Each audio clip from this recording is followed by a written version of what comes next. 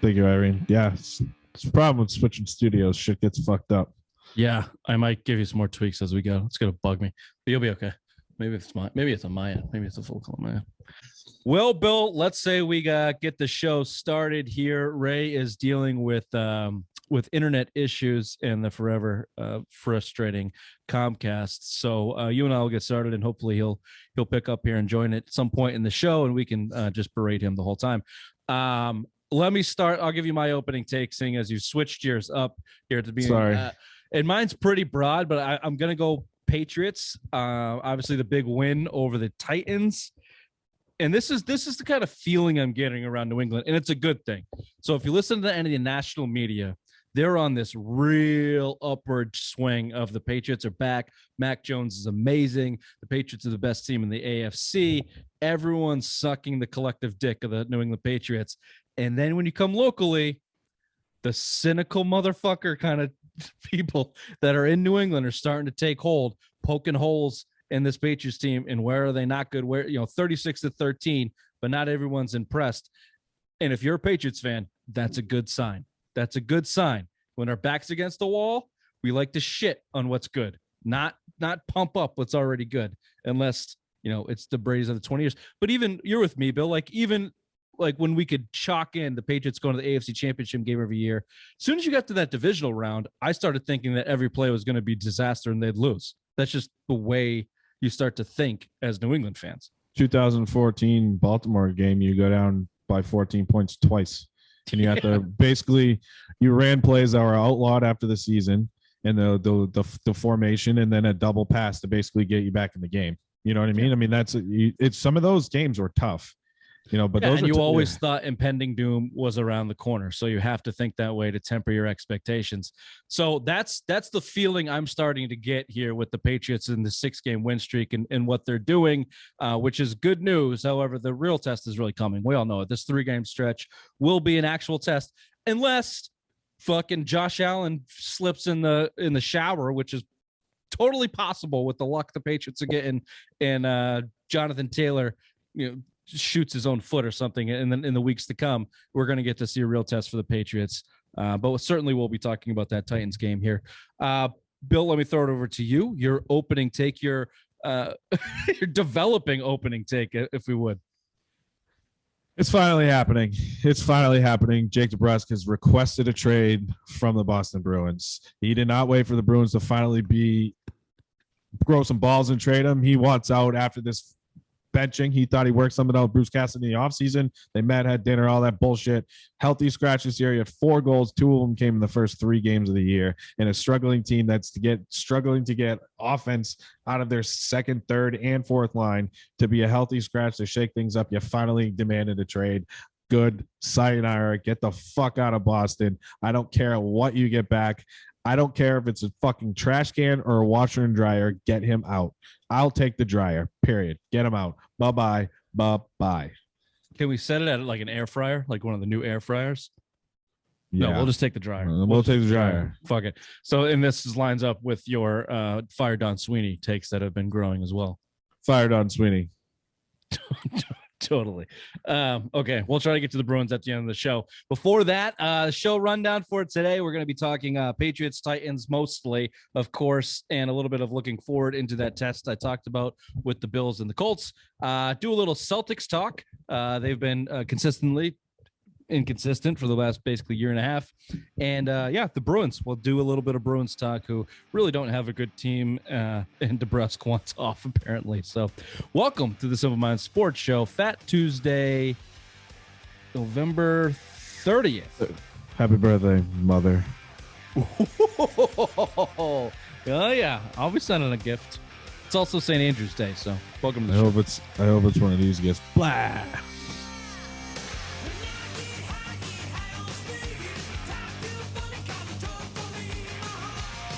Yeah, something like that. If you're listening on YouTube or on the podcast, please rate, subscribe, review. If you're watching on YouTube, sorry for that last gesture that Bill just made, but you're welcome as well.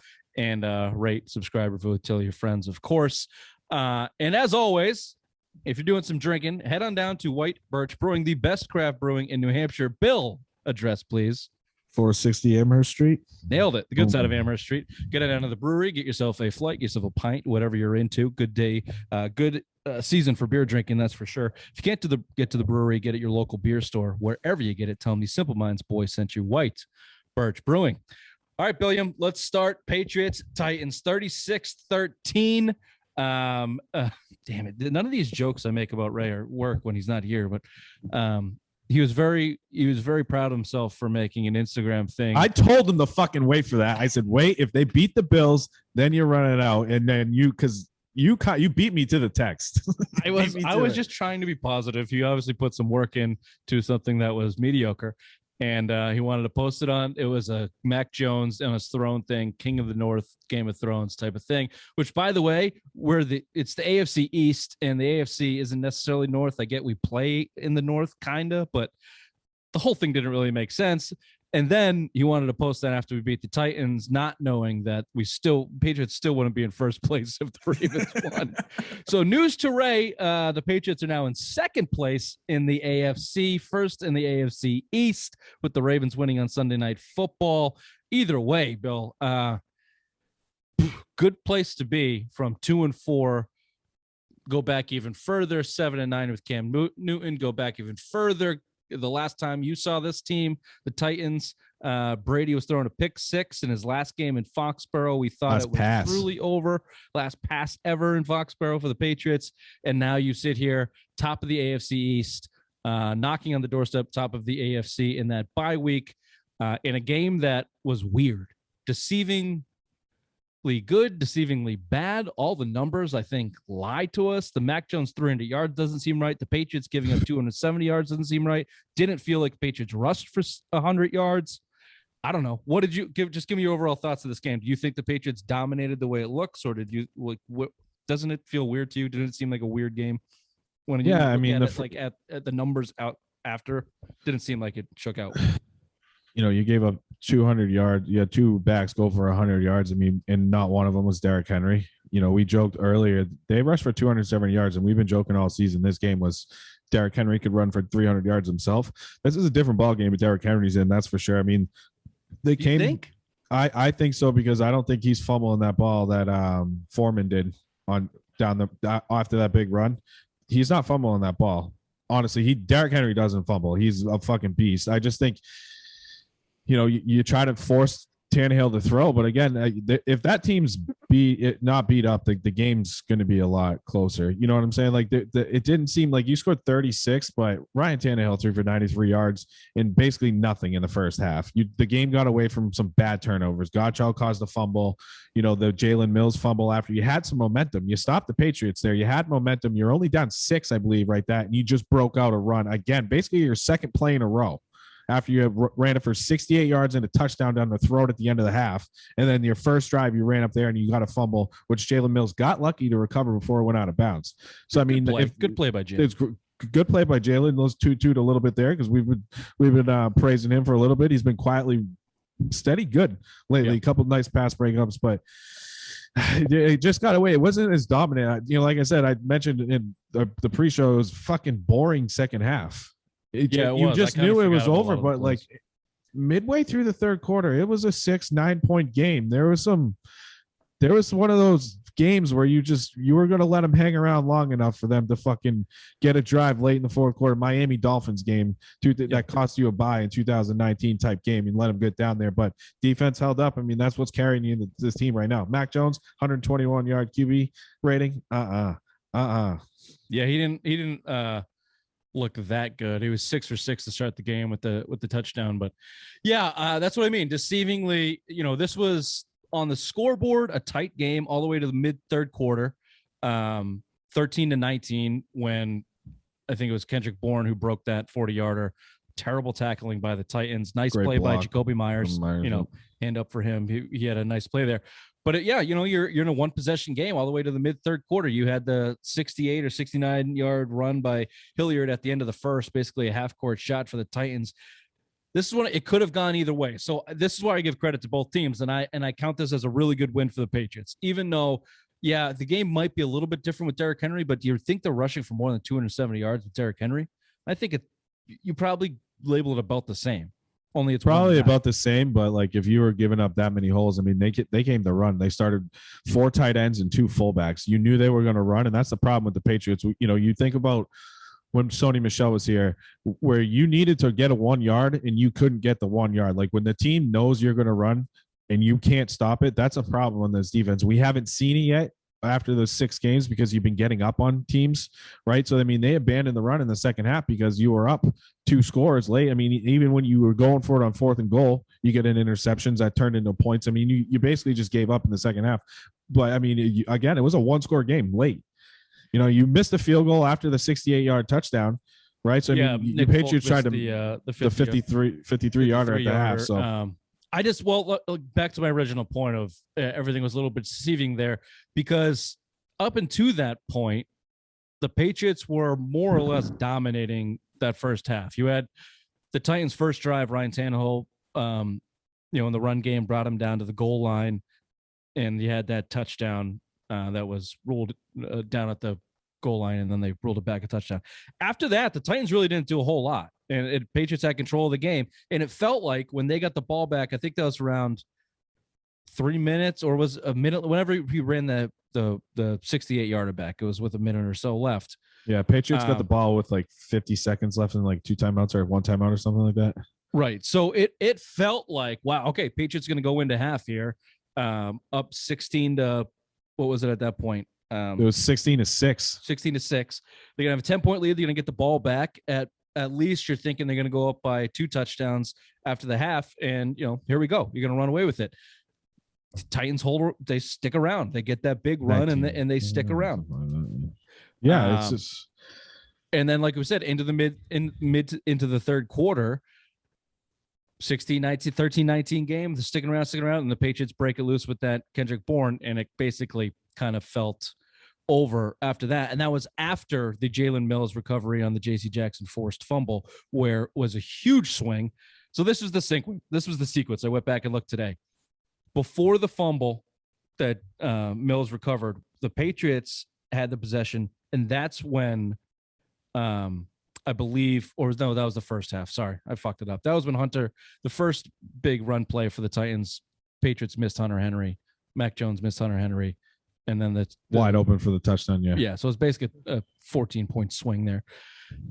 In the second half, after Bourne got that touchdown, the Titans can't play from behind that far. And it was kind of over at that point. Not with any weapons. No, you don't have Julio. You don't have any tight ends.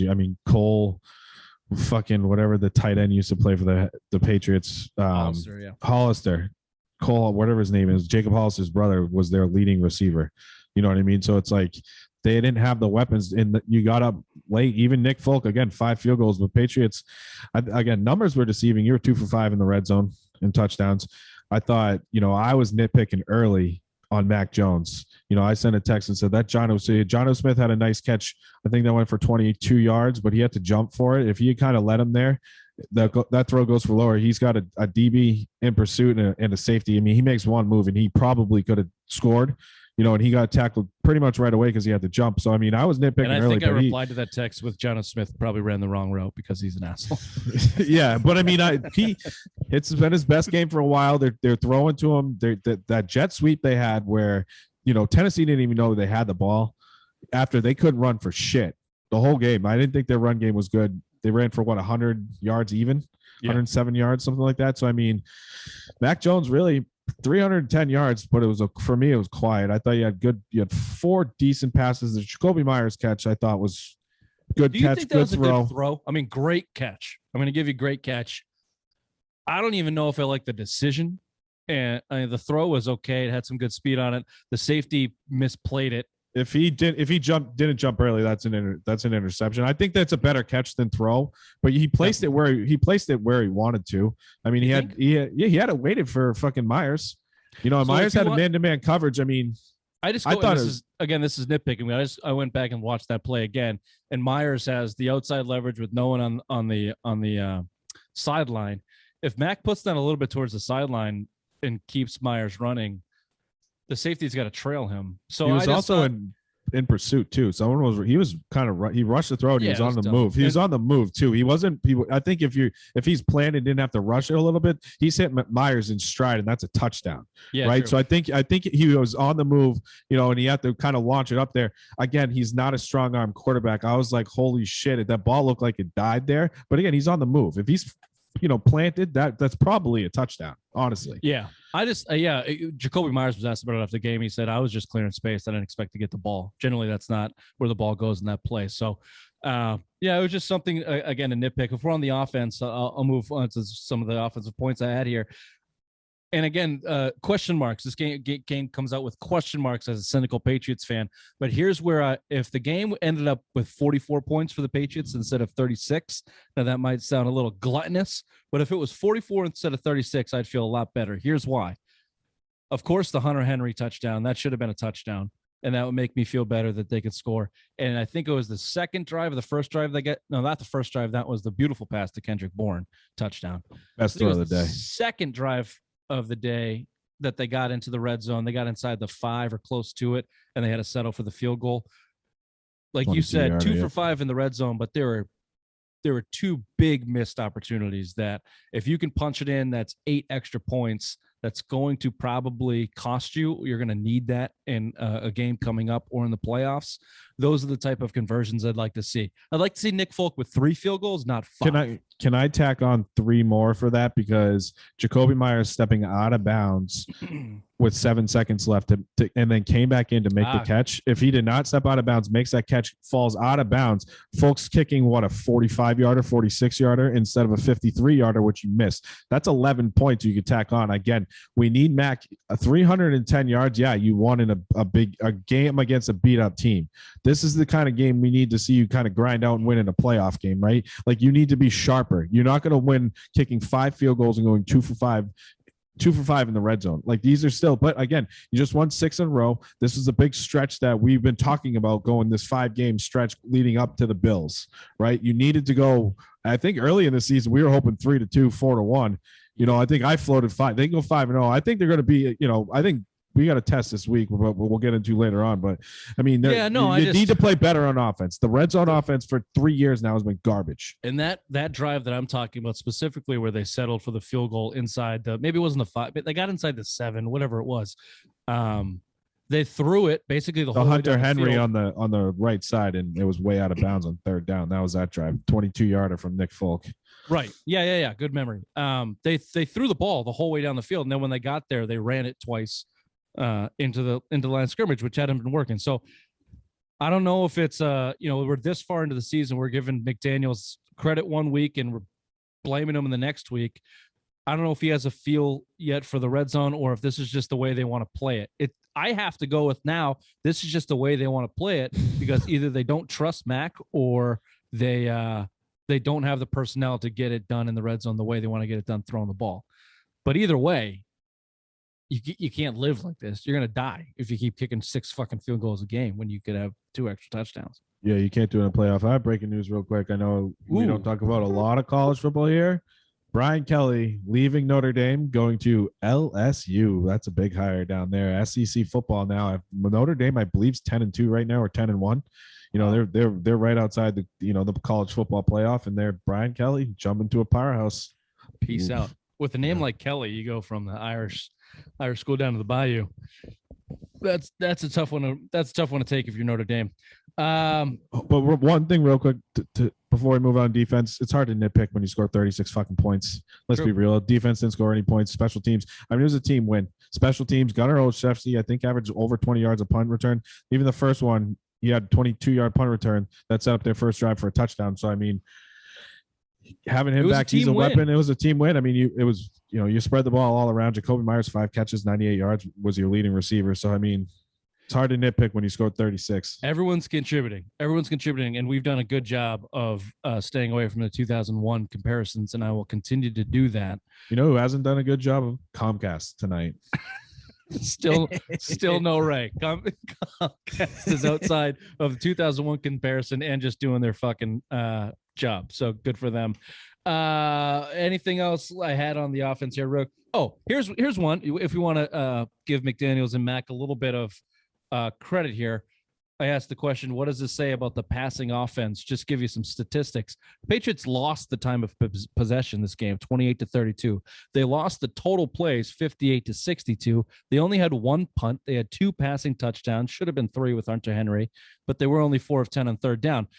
When you look at time of possession and total plays, 1 punt, couple passing touchdowns, that usually comes from a team that can score quickly and abruptly and explosively, not a team like the Patriots who want to run the ball, play action, hold on to the possession. So is that a good sign for you that they can lose time of possession, they can lose total plays, and they can still put up points? And I don't even count the 36. Yes. Let's just call it in the mid-20s with the passing offense that they had.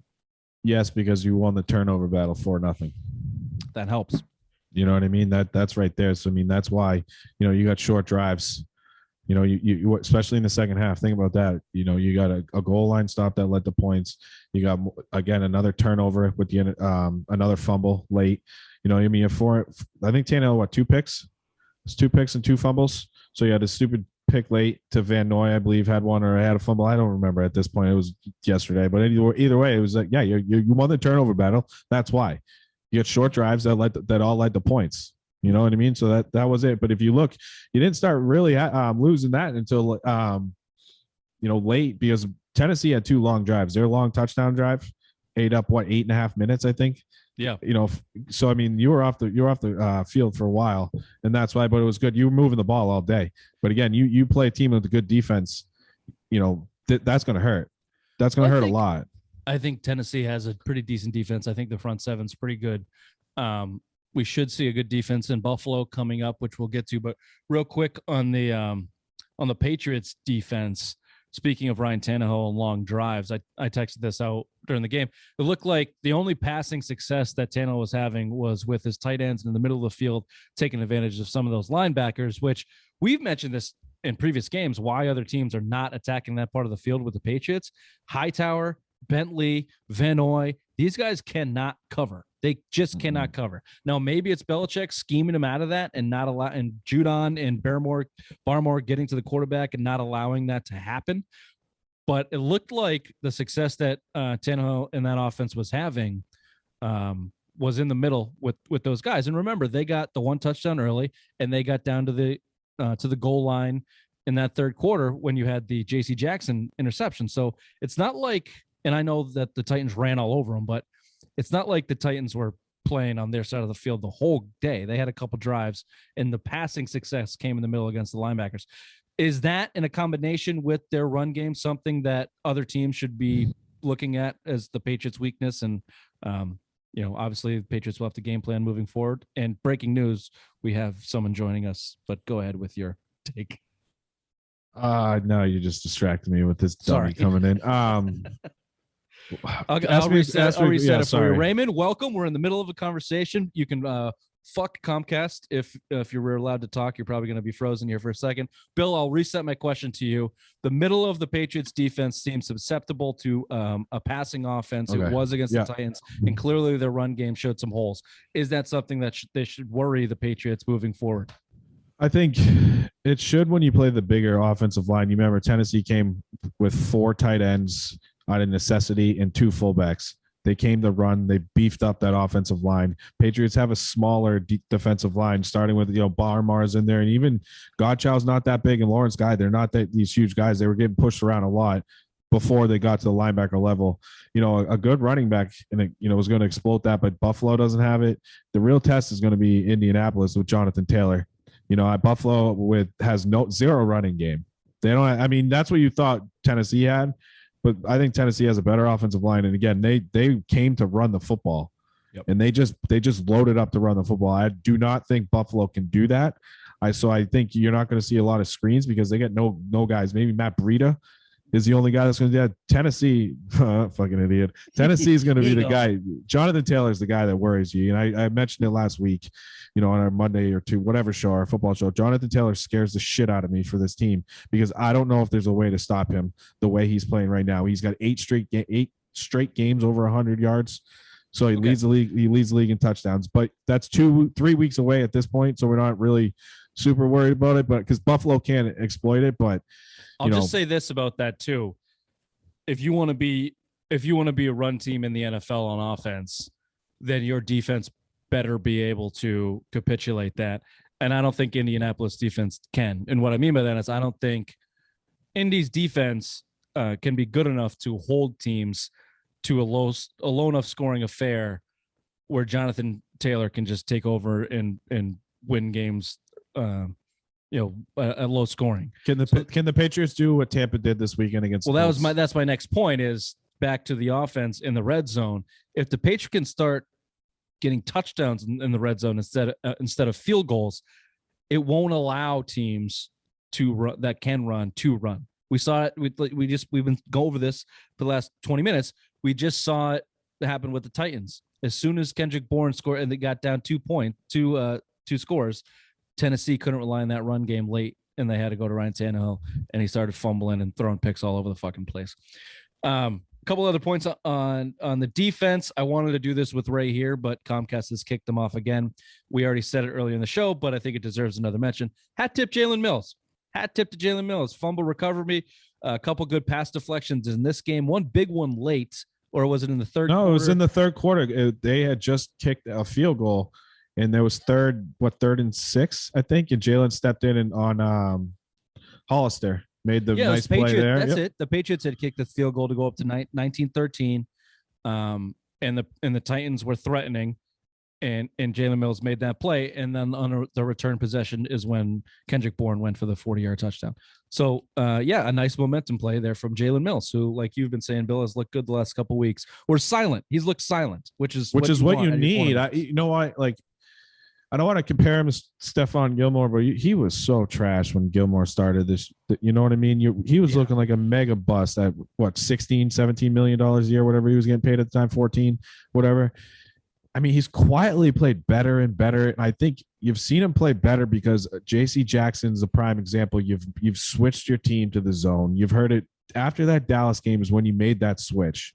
You gave up 450, 70 yards, whatever the fuck you gave up, the highest ever under Belichick.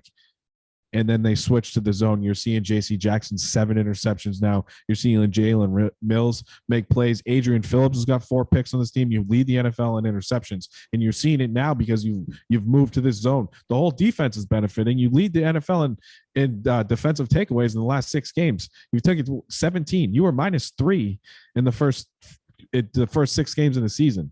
Right. So, I mean, now you're plus 14. You're up at the top 3-4 in the NFL right now. So, I mean, they're making this whole switch. And fumbles are a big part of that, too. Remember, they couldn't get a fucking fumble to save their life to start the season. And now we're getting at least one a game. It seems like Ray's ready to burn Comcast to the ground. Who do I get to do? I have to do headlines today, huh? I'm slightly distracted with Ray texting us in.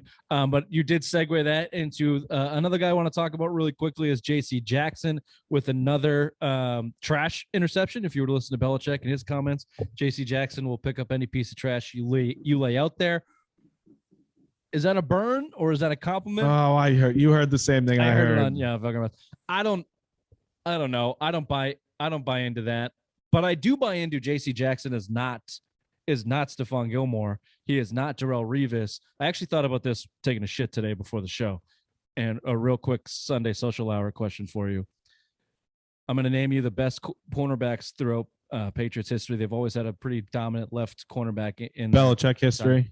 Belichick history. Okay. Starting with Ty Law, Asante Samuel, little gap, but then Talib. And then you had Revis shortly, and then you had Gilmore. Now you have J.C. Jackson. Butler was in there. Don't forget Malcolm Butler. But Butler was never the left. Butler was never the he was still the number one corner. He split the gap between Revis and Gilmore because Gilmore's first year was Butler's last year. You got to throw him in there.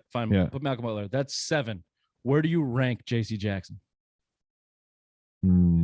I'll take him over Malcolm Butler. That's pretty much where I had. I had him below all the other 6 that I mentioned. I had him below Ty Law, of course. Mm-hmm. I had him close to Asante Samuel, who was at the bottom for me. Talib, when he was with the Patriots, I thought was fantastic. Remember that Jimmy Graham game he had against the Saints? Shut him out. Yeah. I had him below Revis. He got hurt that game 14 season that he here. Revis started slow, but he turned on. He was awesome. And obviously I have him below Stephon Gilmore, who's number. Can I throw another quick name out for you? Prime Moreland. Prime Brandon Browner. Okay, but still, without Revis is Brandon Browner. He was with Sherman. I mean, yeah, say what you want, but again, I mean, anyway, I know what you're saying. My point is, does obviously J.C. Jackson's going to go get whatever money he can because it's the NFL. But does he realize that it's that a little bit of the system here helping him out? And if he's put on an island out there, he's going to get made a fool out of. And another big test coming up from him, Stephon Diggs, who put him in his fucking locker last year at the end of the season. Yeah, this is the biggest test. We'll see. But again, we'll see what the zone defense is, and it starts up front. If Matt Judon keeps harassing every quarterback, if he's sitting back and kind of letting Josh Allen get kind of throw, which I expect, you're going to try to contain him in the pocket. You don't want him run on you, and see, we'll see. Can you get there with 4 guys? That's where it's going to start. So yeah, it's going to be a big test for sure. Good, beautiful, absolutely fantastic segue. The test coming up, we got the Bills, Colts bye week. Bills. Let's stick with the Bills. And the only questions I have is, can the Patriots win? Not the way they've been winning the last 6 weeks, which is their style, which is in front, in control, not from behind, and not in a shootout. Can they win that way if Buffalo breaks out? If they break out to a 14-0 lead and have some big plays, can the Patriots win? No, I don't. I think the Patriots are more a front runner right now, and it all starts with the defense. You get those one couple drives, you go up by 2 scores, even 10 points, and you've seen it in this 6-game winning streak. Defense just clamps down. But Buffalo, they just put up 40 points on a pretty goddamn good defense in New Orleans on Thursday night and Thanksgiving. I mean, you hope they didn't find something, because this offense, going back to last year, I mean, Josh Allen was runner-up for MVP last year with over 40 touchdowns. So I mean, this is a team you don't want to face hot right now. And I mean, it all starts with defense. I don't think Mac Jones is good enough to throw for 300 meaningful in 10 yards. And meaningful, I mean throwing for 200 yards in the second half, throwing for 150 yards in the fourth quarter, and you have to come back game. It all starts with the defense. And if your defense isn't off, I don't think Mac Jones in the offense right now is good enough, because you put up 36 points kicking 5 field goals and you're 2 for 5 in the red zone. That can't happen. Okay. We asked this question to start the season. I think we had the collective yes. And then after the first 4 weeks, it was a no. And now I ask it again. Is the Patriots defense good enough to win you games, specifically in this test coming up? Yes, can they not allow the Bills to get out in front of them? Can they not allow Jonathan Taylor to run all over them and get out into a big lead? And can they allow Mac Jones and the offense to play the way they want to play? Yeah, I do, because I think they were good enough to do it against Tampa Bay, where Tampa Bay scored 19 points. I think they got away from themselves in Dallas, but again, it all goes back to reverting after Dallas. You reverted to a better defense. So, I mean, you're playing better, and they're going to win you games. They're a better team. I just think this defense, it all lives and dies by defense. You're going to win. You're going to win games, and if the defense is off, you're not winning. I agree with you. Ray? Hi. Welcome to the show, Raymond. Oh, damn. I thought I was going to have to do headlines. Oh, no, just in time. Damn it. Just in time. However, we'll extend our Patriots talk a little bit for you, Ray. Just give us your overall impressions of the Patriots win over the Titans. While you get your mind around that, I'll give you a little synopsis of what we've gone over. It wasn't as good of a win as a lot of people want to make it out to be. My opening take was that's a good thing as Patriots fans if we're being hard on them and the national media is being overly jubilant about them. That's good. That means we have a good team. However, real tests are coming. Mac was just okay. Defense was great. Titans were hurt. Real tests are coming. Your overall impressions of the Titans game and what we should expect from the Patriots coming forward.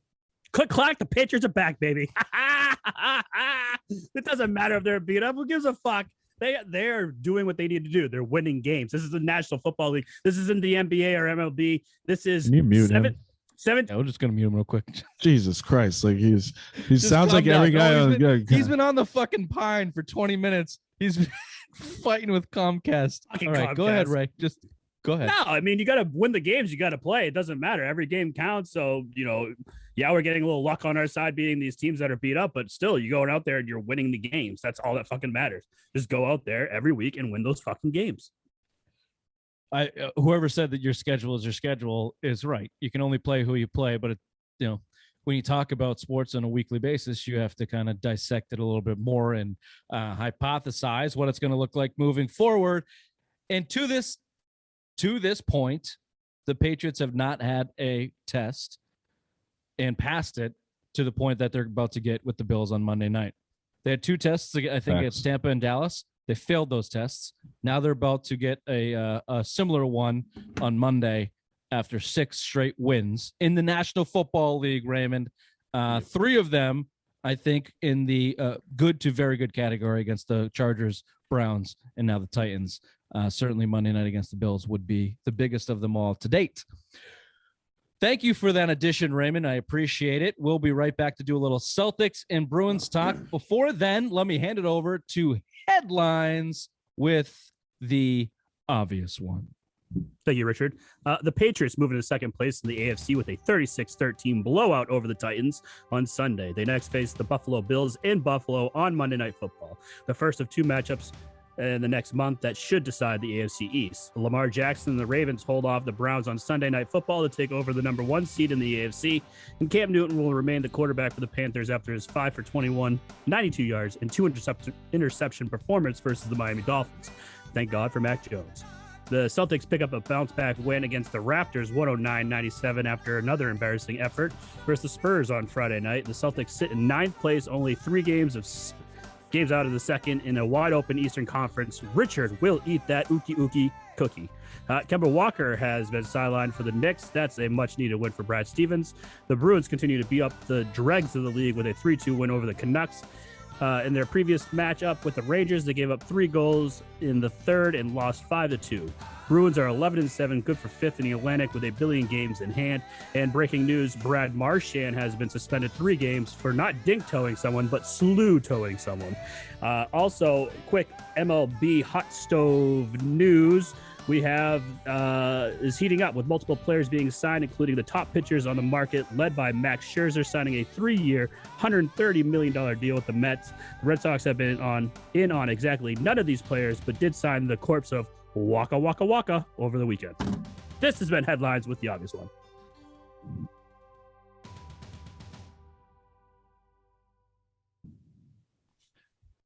Welcome back. I don't think you read that copy exactly the way it was written. I believe I did. I believe you put in here, I will eat the cookie, meaning you, because you wrote the email. So the Celtics are in 9th place, only 3 games out of second in a wide open Eastern Conference, I will eat the Yuki cookie. And see, that's what I said. No. See, you just said it. You'll be eating the ookie cookie. Allow me to give you the Celtics by the numbers. This was Why supposed don't to you be just Bill's, jack off in each other's mouths? This was supposed to be Bill's opening take. However, with the Bruins news coming out, he decided to change it, rightfully so. So let me give you a little bit of the Celtics by the numbers here and how they're looking this season. In points, and this is all the league ranks. Excuse me. In points, they are 17th overall in the league. Shooting percentage, an abysmal 25th. 3-point percentage, 26th. 3-point attempts, 12th, which is surprising to me because I think the first 3 weeks of the season, they were like first. They were setting Celtics records for the most 3 points ever. Free throw percentage, this is a big one. 4th in free throw percentage, and free throw attempts, even bigger surprise, 8th. So they're getting to the line. Rebounds, they're 3rd. Offensive rebounds, they're 7th. Assists, not great, 19th. Turnovers, right in the middle at 14th. Steals, 18th. And blocks, 8th. Robert Williams helps out with that for certain. All right, Bill, your previous opening take was that Ime is not making a difference. This team is not playing the way that they should be playing, rebounding, playing defense, playing hard. I disagree with you, but I'll put I think the numbers help my argument a little bit, but I'm not saying that Celtics playing well. I just think Ime is making slow strides with a very frustrating roster, but I throw it over to you. I just think it seems like a lost season with this team. Again, I think one of the biggest things he was preaching was ball moving. You're 19th in the league in assists. I think that needs to change. Jason Tatum making excuses, or the media making excuses for the Celtics team that they can't shoot the basketball because they changed the basketball in the NBA. They have to adjust all they have to adjust their shooting style. Dude, you had the whole fucking offseason to play with this with this new basketball. Quit being fucking babies about it. You're professional athletes making billions of dollars. Man the fuck up. I'm just tired of the Celtics team. I just hate them. I have zero expectations for them because I just hate them. Like, I just hate everybody. Like, just Jason Tatum is such a hateable guy. He's just so hateable. I'm just so out on the Celtics team. I don't care. I think I'm blow it all up, start completely over, give Ime a team, start him young, do whatever. But Tatum, I'm out. I'm out. Just do something. And I don't disagree with the hateable point, because they're a tough team to watch at times. I think that they're making very painfully slow strides with Ime. There are times in the game where they move the ball and they circulate it and they look good and they look like they know what they're doing.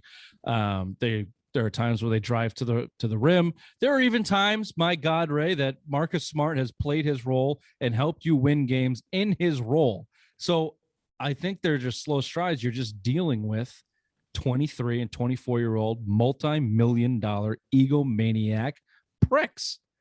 And that's a hard group of fucking people to deal with in any sect of life. I just think that's the challenge ahead of them. And the history of the NBA is not kind to teams led by 24-year-olds. And I think that's what you're seeing with the Celtics. But I said this a week or so ago. I'm with you. My level of expectation for the Celtics is absolutely zero. It's a much better life to live. Not expecting them to go out there and perform. But it's not a lost season. You're 3 games out of the second place in the East. Like, either the whole league sucks, or everyone's doing the same thing, or nobody can shoot because of the ball, or no one gives a fuck. It's just the NBA. I just don't think you like the sport, Bill, and you'll agree with me on that. I like it better now that they got rid of the ticky-tack pussy fouls. I do like it a little bit better because I think it still speeds up the game, but it does change late in the fourth quarter. It reverts back to the fourth quarter still taking fucking. It's like college. It's like, you know what I mean? I'm just tired of the NBA. I just think I have so hatred, and LeBron is the big reason. He ruined the NBA for me. I swear to Christ, he ruined it for me. I just think everything involves around him. His bitching. He has so much sway in the league, so much sway in the commissioner's office. Everything about this league is to make him happy. And he ruined it for me. I'm out. I'm so out on basketball. He might be losing some of that sway though in his old bones. He got the suspension out from that, which was rightly deserved. He fucking punched the guy in the face. See, I don't think he did it on purpose. I think he did. How did he only get a game and the other guy, Stewart, got 3? Because he got 2 because he tried to fight everybody. Well, fuck that. You got punched in the eye. You're fucking bleeding. Why wouldn't you want to fight the world? This is your anti-LeBron bias coming out. If you look at the play, the guy was grabbing LeBron's arm and LeBron swung. Maybe he tried to get him. He didn't punch him in the face, though. And the fucking guy that went ballistic, I mean, guy I'd like on the team, probably on my team, but what a fucking tool. What a fucking tool. Ray, your problem with the Celtics is in line with a lot of beat reporters, even Gary Washburn, I think is big on this and has been for a while. The Jays don't work together. You want to hash that out a little bit more? They haven't. I mean, I believe without Jaylen Brown in the lineup, the Celtics are 7-3. Saying it for a year, baby. And then with Jaylen Brown, they're 4-7. So yeah, obviously the chemistry is not there. Bill's been saying it. I mean, maybe it is time to get rid of the Jays, split them up. You know, you can get the most bang for your buck from Jaylen Brown anyways for any trade proposal you can get, because that's what everyone's been asking for. So maybe it is time that we give Tatum the whole reins and say, hey, this is your team. Jaylen's going to go bye-byes. Let's make this work. And maybe that will make a 24-year-old more excited to go out there and play harder. And if he has someone like a Bradley Beal, who I don't want on this team, but something like that, like, this is the NBA. These are a bunch of diva asshole cunts. I don't know if that all makes sense into one, but they are. But they just want what they want. And if they don't get their way, they cry, they pout until they get their way or a trade. So maybe this is what Tatum needs. He needs his little binky. He needs a side piece other than Jaylen Brown on this team. I've been saying it for a long time. No, Nick, you have been. Yeah. Since last summer, since our early days on the show. I've been saying one of these guys has got to go. Jaylen Brown kind of scares me because he seems like he's soft. You know, he missed last year with the knee. Now you've seen Kemba Walker come with a kind of a knee injury. He's a shell of himself. Just got benched in New York. Now out of the rotation completely in that rotation. So I mean, I know he's only 25. He's still a pretty young player, but I mean, can you get out early? Brandon Roy was the same type player, honestly. If you look at their good comparison right there, I mean, their careers were right there, and then the knees start acting up. And these guys, basketball is one of these things that kills your knees the most, really, in one of these sports. I mean, yeah, chemistry issues there. I'm not saying it's going to be long term and how soft he is, but he's still missing a lot of games with lower leg injuries. Yeah, I have come off the don't trade the Jays train a little bit ago, and the guy I would trade is Jalen, but it has to be for the right guy. It has to be for. I'm not giving him away. I would trade it for Towns. I think that would make Jalen. I want to trade it for Towns. I need happy. a guy that is going to alpha Tatum. I need a Beal. I need a Dame out of Portland. Oh, I need a guy that has a set of balls and a skill set that are as good or bigger than Jason Tatum. That's the guy I want for Jaylen Brown. Someone to put him in his place. Put him in place, or just be able to, allow Tatum. You don't have to shine. You can't. Chris shine. Gasper. What about Paul George? No, fuck Paul George. No, I'm just saying, like, the Clippers are a perfect example of a team that does not have a really true alpha guy that you need to win. Say what you want about Kawhi Leonard. He has never won a championship as the number one leader alpha on a team. I disagree. Toronto. Kyle Lowry. You put Kyle Lowry in this Boston. You put Kyle Lowry in this Boston team, the number one team in the East. Tim Duncan on the Spurs. Still his team. Parker. I agree. Ginobili. So anyway, my point here is that list is small in the NBA, but you could get him. You could get a guy like that with Jaylen Brown. You really could. You could get a guy like that with Jaylen Brown. So it's an interesting conversation to have. I just think that's the only return that I'd be okay with Jaylen Brown. And I think it was Gasper that had this phrase that with these Jays that they're on the same time. They're on the same. The fuck did he call it? Success timeline, where they're looking for the same things at the same, and they're clashing. As opposed to if you brought a Bradley Beal in, who's already scored his points and made his name in the NBA, he'd be okay scoring 15 points a game instead of 25 and let Tatum be the showboat as long as he got the wins type of guy. So yeah, I could see that being a move. I don't know if they'll do it. I don't know if they can do it. We'll see what Brad Stevens has up his sleeve. January 25th is the date to keep in mind. That's the day Marcus Smart can be moved. That's the first move I make before the Jays. I get Marcus Smart the fuck out of here. That's the first move I make. And then if you can't get that type of deal for Jaylen Brown, I just think you have to ride it out. You just have to ride it out. This year. That they fucking grow up. You ride it out this year and then just wait until the offseason, then reassess in the offseason. You're going to get more value in the offseason than you will mid-season. Yep, I agree. Which is crazy, though, because Jaylen Brown is such the smartest guy in the room. Why isn't he just putting this together and be he's like, the vice president of the Players Association? Yeah, that's what I'm he's saying. Like 25. It's crazy. Oh, well. Sorry for another I don't know. I don't know if that translates on the court. And I don't think that he's good enough to help it translate on the court. He's not. You can't be Chris Paul. You can't go out there and facilitate. He doesn't have the game to do it. His game is focused on scoring and playing athletic defense. So we'll see. We'll see. The Celtics have been a 500 team for over a year. That's about what they are right now. Hopefully they can continue to improve incrementally. All right, Bill. Last point here. The Bruins beat the Canucks. Yippee doodah. They got smoked in the third period by the Rangers in an awful display of hockey in that third period. And now Jake DeBrusk. Jake fucking DeBrusk. The audacity of Jake fucking DeBrusk, who was given $3.5 million from this team, has asked for a trade.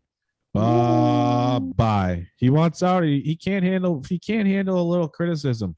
He can't handle the style of coach. He needs Claude Julien. He's a perfect example for a soft coach at Julien. You know what I mean? This guy he can't handle a tough coach. Brew Cassidy publicly has called him out. He fucking benched him again.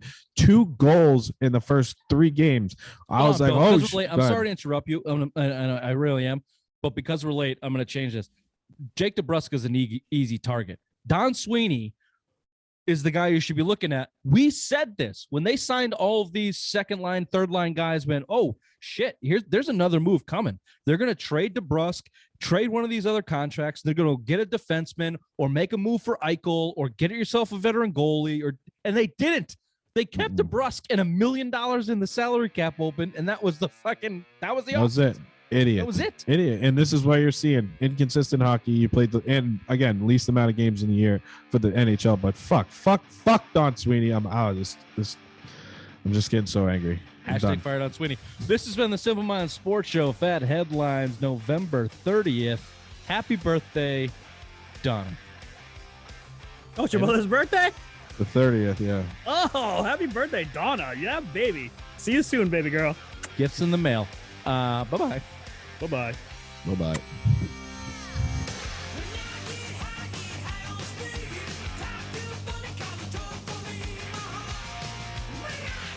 Hold on, quiet. Ingrid's listening to like Joni Mitchell or some fucking shit. Ingrid! Shut that shit up! Turn it down! Bitch! I can't hear it. Never mind, Bill can't hear it. It's fine. I can't hear it either. You should probably turn it up. Comcast. Fucking Comcast is ruining Ray's life. Hey, I've been bitching about Comcast. Ray's been bitching about Comcast. It's about fucking time that Ray's the one. After, hey, I called and got a booster. Everyone's been bitching about Comcast since the beginning of Comcast. They're the absolute worst. Although I will say, knock on wood, I have Comcast here because they have a monopoly on where I live. It's the only internet you can get. Same here, basically. Yeah, it's the planned neighborhood, so it's in the ground, so no one's getting in here. Whenever you sent us that picture, it's just you guys got snow. He has no internet, no TV. The fucking cable trucks. You have to watch the game at the bar. Suck it, Ray. I mean, honestly, milk and cigarettes, that was probably his best choice. You know, he felt great about having to go out to the bar and watch the Patriots game, not in the house. But I was laughing the whole fucking day. Oh, I was dying. And the game got boring in the second half. And I'm just like watching Ray go down just a downfall of drunkenness. Oh, yeah. Those texts were coming in. You can tell immediately via the text chain when Ray gets drunk. And it happens like that too. Like obviously you drink with Ray, all of a sudden he's fucking drunk. Like all of a sudden. Yeah, it comes out of nowhere. Out of nowhere. That's all lightweights that drink Bud Light, I feel like, are like that. It's just like they crush 6 of them in an hour and then they seem okay. And then all of a sudden, like, I'm fucking drunk. And then 2 hours from then they're puking.